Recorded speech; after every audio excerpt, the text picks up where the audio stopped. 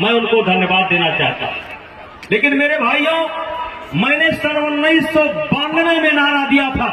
जब मैं पहली बार एमपी बना तो मैं सोचने लगा कि समाज के लिए मैं क्या करूं, और सोचते सोचते मेरा चिंतन उभरा था कि स्वस्थ देवी पाटन मंडल, साक्षर देवी पाटन मंडल और हरा भरा पाटन मंडल, और तब से लगातार हम उस प्रयास पर चल रहे हैं, उस तरफ चल रहे हैं।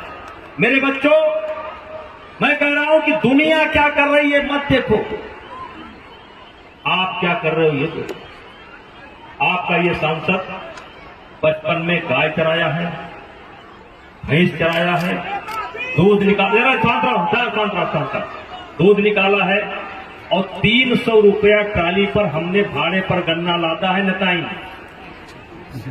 300 रुपया ट्राली पर हम भाड़े पर गन्ना लादने का काम किए।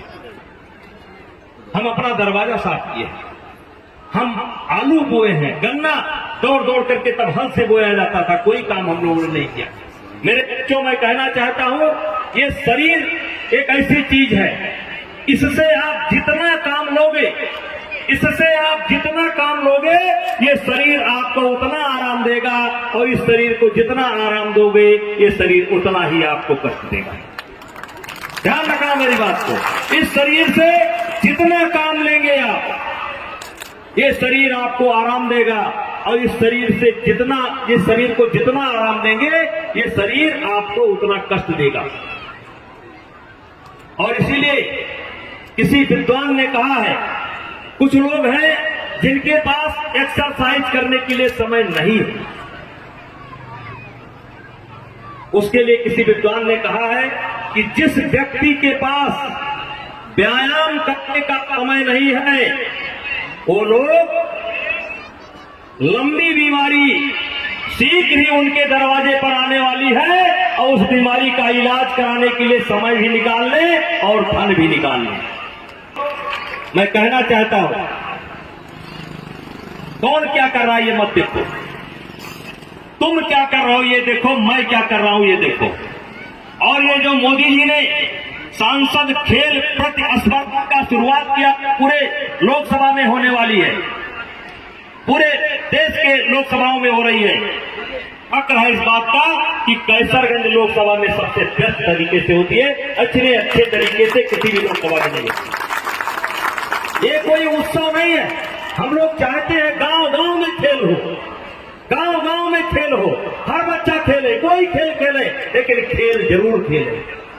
जब तन स्वस्थ रहेगा तो मन स्वस्थ रहेगा, और तन और मन जब स्वस्थ रहेगा तो जो भी काम करोगे वो बढ़िया काम करोगे, जो भी काम करोगे वो बढ़िया तरीके से करोगे। इसलिए आज हम सब लोगों को शपथ लेने की जरूरत है अपने मन में। वैसे शपथ तो बहुत लेते हैं, वैसी शपथ नहीं लेना है, अपने मन के अंदर शपथ लेना है। अपने मन के अंदर शपथ लेना है कि हमको आधा घंटा, 45 मिनट, 1 घंटा निकालना है व्यायाम के लिए, कसरत के लिए। और ये गांव के जो लड़के यहाँ पर मौजूद हैं, काफी किसान परिवार के लड़के मौजूद हैं, हम सबसे कहना चाहते हैं, अगर गाय आपके पास नहीं है, भैंस आपके पास नहीं है, तो आपके घर में दूध नहीं होगा। अगर आपके घर में दूध नहीं होगा, आपके घर में दूध नहीं होगा, तो आप स्वस्थ नहीं हो सकते। अभी मैंने दीपक जलाया पयागपुर में, ये दीपक बुझ गया क्या है? देखिए बुझ गया, ये दीपक बुझ गया, ये पूरा भरा हुआ था, ये पूरा तेल सा ऐसे पयागपुर में बुझ गया। अब सोचो, ये कंपनियां, ये विज्ञापन करने वाले लोग हमारे साथ कितना मजाक कर रहे हैं। जैसे तिल का तेल, जब हम 4 किलो तिल पिराते हैं तो 1 किलो तिल का तेल निकलता है। कितने में? 4 किलो तिल के तेल में 1 किलो तेल निकलता है, और ये 130 रुपया किलो तेल बेच रहे हैं तिल का। और उसका नतीजा देखिए, वो दीपक जलाया था, फड़फड़ा करके बुझ गया। देख लीजिए, उसमें एक बूंद भी तेल नहीं, देख लीजिए। ऐसे पयागपुर में अभी हमने दीपक जलाया था, फड़फड़ा करके बुझ गया। ऐसे बहादुरगढ़ सोनीपत में आग लगने से बची। ऐसे पंडाल के बगल में लगा हुआ था हमारा मंच, और बगल में हमने दीपक जलाया, फड़फड़ा करके आग लग गई। हम कौन थे, क्या हो गए और क्या होंगे अभी। आओ मिलकर के विचारें ये समस्याएं सभी। यद्यपि हमें इतिहास अपना प्राप्त पूरा है नहीं, फिर भी हम कौन थे ये भी अधूरा है। आज पैसे के लिए कितना गिरा हुआ काम करते हैं लोग, पैसे के लिए कितना गिरा हुआ काम करते हैं लोग। ऐसे कानपुर से एक मिठाई आती है 100 रुपया किलो मिल्क केक रखी हुई, आइए जाइए मरिए। इतना कैंसर कभी नहीं होता था, इतना हार्ट अटैक कभी नहीं होता था, इतना शुगर और ब्लड प्रेशर के मरीज कभी नहीं थे। जब से हमने गाय पालना छोड़ दिया, जब से हमने भैंस पालना छोड़ दिया, जब से हमने बकरी पालना छोड़ दिया, जब से हमने अपना सब्जी पैदा करना बंद कर दिया, जब से हमने मूली बंद करना, हम मार्केट के सहारे हो गए। और मार्केट के सहारे हो गए तो आज उसका परिणाम देखो। इसलिए मेरे बच्चों, दुनिया क्या कर रही है मत देखो, आप क्या कर रहे हो ये देखो। आप क्या कर रहे हो ये देखो। और इसके सबसे जरूरी है कि आप एक्सरसाइज जरूर करें। आपके घर में दूध होना ही चाहिए, और जिनके घर में दूध होता है ये जान लो, अगर आप अपनी पूरी मेहनत, मजदूरी, भूसे का दाम, हरे चारे का दाम, गोबर उठाने का मजदूरी सब निकालोगे तो 100 रुपया किलो लागत आती है। लेकिन खरीद कर खाने 30 रुपए में। जो 30 रुपया वाले खाते हैं वो दूध नहीं है। जो मेहनत करके खाते हैं, अरे पानी भी नहीं है मम्मा, पानी भी नहीं है, गढ़ाक पानी है, वो गढ़ाक पानी है। और इसलिए मेरे बच्चों, अब चूंकि मुझे जल्दी है, मैं जल्दी क्या बताऊं, लेकिन हमें प्रेरणा लेनी चाहिए। जैसे एक मिनट का सदुपयोग करना चाहिए। हर आदमी के लिए 24 घंटा होता है, किसी के लिए 25 घंटा नहीं होता। आप हमारे देश के प्रधानमंत्री के कार्यक्रम देखिए, कै बजे शुरू होते हैं, कै बजे बंद होते हैं, और फिर उनका सिस्टम देखिए। आज तक किसी कार्यक्रम में 5 मिनट के लिए लेट नहीं होते। वैसे मैं भी लेट नहीं होता, लेकिन वो भी लेट नहीं होते। और कुछ लोग घंटों लेट हो जाते हैं, 2 घंटा लेट हो जाते हैं। तो मेरे बच्चों, मैं कहना चाहता हूं कि आपका भविष्य भी आपके हाथ में। जैसा बनाना चाहोगे ये बन जाओगे, जिधर जाना चाहोगे वो रास्ता आपको मिल जाएगा। और रास्ता कोई भी हो, उस पर अगर जाना है तो स्वस्थ रहना बहुत जरूरी है। और स्वस्थ रहने का एक ही संसाधन है कि हमारे घर में हम अपने, अभी आपने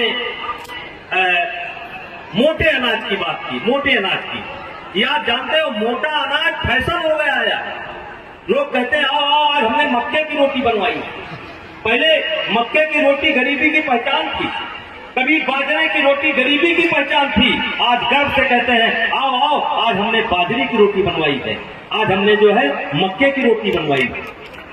इसलिए मेरे बच्चों, मैं ज्यादा समय न लेते हुए, क्योंकि खेल कूद भी बहुत है, और ज्यादा अच्छा होगा कि आप अपने आप से बात करो, अपने सोचो, अपने आप सोचो कि हमें क्या करना चाहिए। हम तो आपसे कहते हैं कि खेल जरूर खेलो, अगर खेती बाड़ी से जुड़े हो तो थोड़ा सा पसीना अपने खेती बाड़ी में बहाओ, अगर व्यापार होता है आपके घर में तो थोड़ा सा देर व्यापार में भी अपने मन को लगाओ। दुनिया में किसी के जीवन में यह अवसर नहीं आया है कि घर से निकले और 5 गोरा रुपया मिल जाए, ऐसा किसी के साथ हुआ नहीं है। आपके घर में लक्ष्मी आएंगी तो आपके मेहनत से आएंगी, आपके परिश्रम से आएंगी, अपने आप नहीं आएंगे। इसलिए जहां भी जुड़े हो, खेती से जुड़े हो तो खेती से जुड़ो, बिजनेस से आपका छोटा मोटा कारोबार है तो उस कारोबार से जुड़ो, लेकिन इस शरीर को खपाते रहो, आराम मत करो। जब आराम करना है तब आराम करो। ये मानव जीवन का दुर्लभ है, इसके महत्व को समझो। और इन शब्दों के साथ पुनः कहा कम समझना ज्यादा, और मैं अपनी बच्चियों को भी बहुत बहुत धन्यवाद करता हूं। और अभी कुछ सूचना देना चाहता हूं इसकी सारी फाइनल प्रतियोगिता नंदिनी नगर में होगी। नंदिनी नगर में आप लोगों को सूचना दिया जाएगा। कुछ बच्चे गाने बजाने का शौक रखते हैं। हमने बहुत कार्यक्रम कराए, लेकिन गाने बजाने का हम कोई कार्यक्रम नहीं कराते थे। इस बार 1 तारीख से लेकर के 6 तारीख तक लगातार नंदिनी नगर में बच्चों को लगा होगा, हाँ बोर्ड लगा भैया, कुछ बोर्ड लगा होगा, मतलब गाने बजाने से गीत गाते हैं, संगीत बजाते कुछ करते हैं, उसकी एक पूरा 6 दिन तक सिलसिला वहां पर चलेगा। उसमें भाग लीजिए। और 8 जनवरी को मेरा जन्मदिन पड़ता है। इस बार जैसे बहराइच में कल परीक्षा है, 18 तारीख को परीक्षा है, 18 को है। बहराइच में प्रतियोगिता हो रही है, श्रावस्ती हो रही है, गोंडा हो रहा है, बलरामपुर हो रहा है, फैजाबाद हो रहा है, बाराबंकी हो रहा है, लखनऊ हो रहा है, बनारस हो रहा है, देवरिया हो रहा है, गोरखपुर हो रहा है। इस बार सारे बच्चों की जो मोटरसाइकिल बढ़ती है वो नंदिनी नगर में ही बांटी जाएगी। सारे जिले के बच्चे वहां पर आएंगे और हम आप लोगों को चूल्हिया नेवार न्योता देते हैं। नताइन तो हम देते हैं, हाँ चूल्हिया नेवार न्योता देते हैं। पूरा स्टाफ आप लोग तय करिए कैसे आएंगे, कैसे आएंगे, आप सोचिए कैसे आना है। और राजेश सिंह दरोगा हाथ रहे कह रहे हैं बस तो हम ही दे देंगे यहाँ के लिए। तो कैसे आना है आप लोग सोचिए। इस बार आपको आना है और अयोध्या में, नंदिनी नगर अयोध्या में है, आना है और वहां पर कार्यक्रम होंगे, उस कार्यक्रम को देखना है। और एक नंदिनी माता का मंदिर बनाना मैंने प्रारंभ किया है, क्योंकि आज जो कुछ भी मैं हूं उसमें नंदिनी माता का बहुत आशीर्वाद है। नंदिनी माता का बहुत बड़ा आशीर्वाद है मेरे जीवन में। उसके महत्व को मैं कहां तक बताऊं। लेकिन जहां तक स्वास्थ्य का सवाल है, मेरे जिंदगी में कई अवसर ऐसे आए हैं कि मुझे नदी कूद करके जान बचाना पड़ा है, मुझे ट्रेन कूद करके जान बचाना पड़ा है, मुझे मकान कूद करके जान बचाना पड़ा है। मेरे बच्चों, अगर मैं स्वस्थ न होता तो आपके सामने खड़ा न होता। इसलिए स्वास्थ्य के महत्व को समझो। अगर स्वस्थ नहीं रहोगे तो ट्रेन का सफर करोगे, सीट तुम्हारी होगी, बुकिंग तुम्हारी होगी, लेकिन अगर कमजोर रहोगे तो उस पर कोई तगड़ा आदमी तुमको धक्का दे करके बैठेगा, तुम नहीं बैठोगे। एक बार मैं डीएम साहब बिहार से वहां से आ रहा था भागलपुर से, तो तिनसुकिया एक ट्रेन चलती है, तिनसुकिया। तो उसमें एसी फर्स्ट नहीं था, उसमें हम सफर कर रहे थे। तो